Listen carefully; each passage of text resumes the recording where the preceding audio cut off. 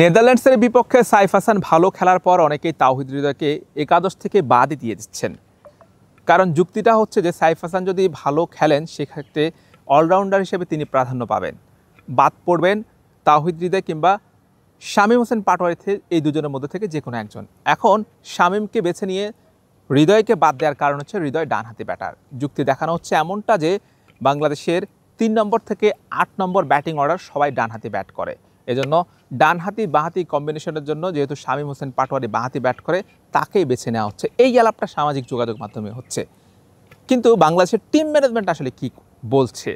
আজকে প্রেস কনফারেন্সে বাংলাদেশ দলের সিনিয়র সহকারী কোচ মোহাম্মদ সালাউদ্দিন তাকে ঠিক এই প্রশ্নটাই করা হয়েছিল যে বাংলাদেশের ৩ থেকে ৮ নম্বর পর্যন্ত যেহেতু ব্যাটিং অর্ডারটা সবাই আসলে ডানহাতি ব্যাটার, সেই ক্ষেত্রে আসলে কি হবে বা বাঁহাতি ব্যাটারকে তারা চুজ করবেন কিনা কিংবা তাওহিদ হৃদয় নিয়ে ভাবনা কি, এমন একটা প্রশ্ন করা হয়েছিল। তখন কোচ সালাউদ্দিন তিনি বলেছিলেন যে তার কাছে আসলে ডানহাতি বামহাতি সেটা ফ্যাক্ট না, দলের প্রয়োজনে যাকে দরকার তাকেই নেওয়া হবে, ডানহাতি বাঁহাতিকে গুরুত্ব দেওয়া হবে না। তিনি উদাহরণ হিসেবে দেখিয়েছেন ইংল্যান্ডের কথা। ইংল্যান্ডের ১ থেকে ৬ নম্বর পর্যন্ত ডানহাতি ব্যাটার, ভারতের কথা বলেছেন যে ডানহাতি ব্যাটারের আধিক্য। সেই জায়গা থেকে যারা এই আলাপটা তুলছে যে তাওহিদ হৃদয় যদি সাইফ হাসান তার এই পারফরমেন্স ক্যারি করতে পারেন, দলে তার জায়গাটা পাকাপুক্ত হয়, সেই ক্ষেত্রে তাওহিদ হৃদয় এবং শামীম হোসেন পাটোয়ারি দুজনের মধ্য থেকে কিংবা জাকের আলী অনিকের মধ্য থেকে কে বাদ পড়বে? তাওহিদ হৃদয়কে যেভাবে বাদ দিচ্ছেন ডানহাতি বাঁহাতি কম্বিনেশনের কারণে, সেটা আসলে টিম ম্যানেজমেন্ট সেভাবে ভাবে না। এটা আসলে টিম ম্যানেজমেন্টের যে ভাবনা সেটাও আসলে যৌক্তিক। তবে এটাও ঠিক যে ম্যাচ আপের জন্য ডানহাতি বাঁহাতি কম্বিনেশনটা কাজে আসে, কাজে দেয়, এবং হচ্ছে যে ডানহাতি ব্যাটারদের বিপক্ষে বাঁহাতি স্পিনাররা বেশ ভালো সুবিধা আদায় করতে পারে। অনেক সময় দেখা যাচ্ছে কোনো স্টেডিয়ামের বাউন্ডারি ছোট, সেই এক পাশে ছোট থাকে, সেই এক পাশে ছোট থাকার কারণে বা বাঁহাতি ব্যাটাররা সুবিধা পেয়ে থাকেন। আবার অন্যদিকে শামীম হোসেন পাটোয়ারি তিনি কিন্তু স্পিনটাও ভালো খেলেন। জাকির আলী অনিককে তো বাদ দেওয়ার সুযোগ নেই, ফিনিশিং রোলে তিনি দুর্দান্ত খেলছেন। হৃদয় শামীম বল হাতে ভালো বলও করতে পারেন, ব্রেক থ্রু এনে দেন।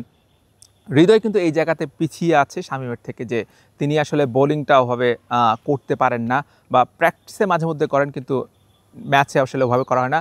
হৃদয়কে কিন্তু দলের জায়গাটা পাকা করতে হলে ব্যাটিংয়ের পাশাপাশি এখন বোলিংয়ের প্রতিও জোর দিতে হবে, যেহেতু তার প্রতিযোগী যারা আছেন তারা বল করতে পারেন, সাইফ হাসান বলি আর শামীম হোসেন পাটোয়ারি বলি তারাও বল করতে পারেন। এবং সাইফ হাসানও বেশ ভালো ব্যাট করেন, স্পিন বলটাও ভালো খেলেন এবং ক্লিন হিটার, এবং বোলিংটাও যে ভালো করতে পারেন সেটা কিন্তু তিনি দেখিয়ে দিয়েছেন, এবং তাকে আরও প্রমাণ করতে হবে। সেই জায়গা থেকে হৃদয়ের জন্য চ্যালেঞ্জ হচ্ছে তার এখন ব্যাটিংয়ের পাশাপাশি বোলিংটাও উন্নতি করা।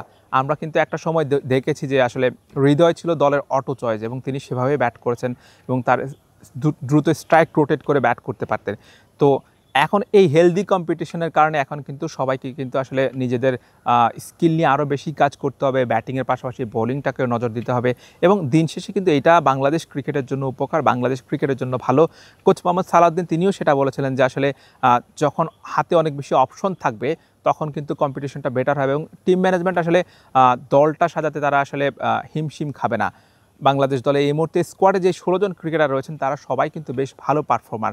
তাদেরকে আসলে টিম কম্বিনেশন এবং কন্ডিশন বিবেচনা করে সেই 16 জন থেকে সেরা 11 জনকেই বেছে নিতে হবে।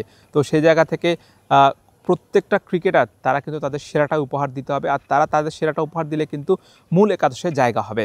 এমন কম্পিটিশন কিন্তু বাংলাদেশের ক্রিকেট ভক্ত যারা ছিলেন তারা কিন্তু আশা করেছিলেন। যে আমরা দেখেছিলাম একটা সময় বাংলাদেশের আসলে পজিশনগুলোতে কোনো কম্পিটিশন ছিল না, ওপেনিংয়ে আমরা দেখতাম যে কম্পিটিশন ছিল না, কিংবা লোয়ার মিডল অর্ডারে কিংবা বোলিং দেখতাম যে মানে কোনো জায়গায় আসলে ওভাবে কম্পিটিশন ছিল না।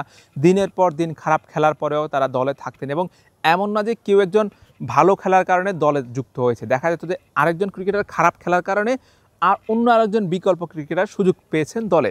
এমনটা কিন্তু বাংলাদেশের ক্রিকেটের অতীত ইতিহাসে অহরহ ঘটেছে।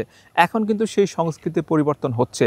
এখন কিন্তু সেই কেউ একজন খারাপ খেলছে বলে আরেকজন খারাপ ক্রিকেটার দলে জায়গা পাচ্ছে এমন না, কেউ একজন খারাপ খেলে আরেকজন ভালো ক্রিকেটার পারফর্ম করার ফলে জায়গা পাচ্ছেন, এবং অনেক সময় ভালো খেলেও কন্ডিশনের কারণে বা দলের আসলে ম্যাচ আপের কারণে পরিবর্তন হচ্ছে। তো এই ধারাবাহিকতা যদি বজায় থাকে তাহলে কিন্তু বাংলাদেশ দল কিন্তু আরও ভালো ক্রিকেট খেলবে, এবং যে স্বপ্ন বাংলাদেশ দলে যে আসলে ট্রফি জয় যে খরা, সেই খরাটা গুছবে।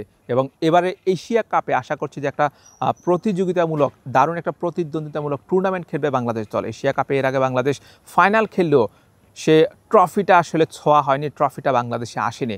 লিটন কুমার দাসের হাত ধরে এবার কি সেই ট্রফিটা বাংলাদেশে আসবে?